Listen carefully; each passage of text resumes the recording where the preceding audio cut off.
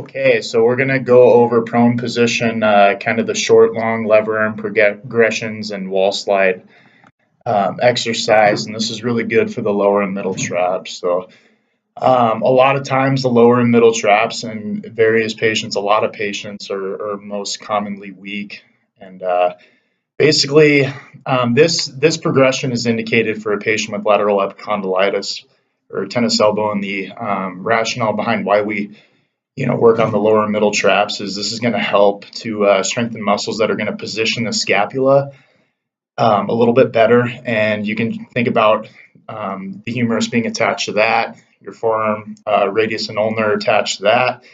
So when you position that scapula better, it kind of works down the chain and eventually kind of helps those common extensor muscles be in a little bit better position to work. So that's the rationale.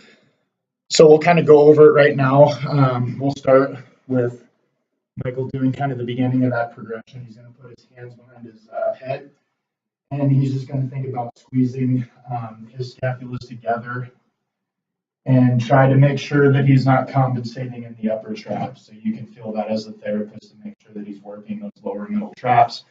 And that's kind of essentially the idea with that. So he can start to the next stage, and that's just bending at the elbows. Just like he's doing, kind of more externally rotated and rising. So he's kind of going up and back with it again to work on those middle and lower traps. So the next stage, he can straighten his elbows. So now the whole idea is we're increasing the lever arm with this. So it's becoming increasingly more difficult for that reason. So he's going to just do the same thing, just think about squeezing those scapulas together. So now, when the patient's good at that, he can go to the wall. So he will bend his elbows, have his shoulders abducted, hands to the wall, and he's just going to rise up to where his arms are straight. And he's just, again, think about pinning those shoulder blades back, like you're trying to hold the pen in between them.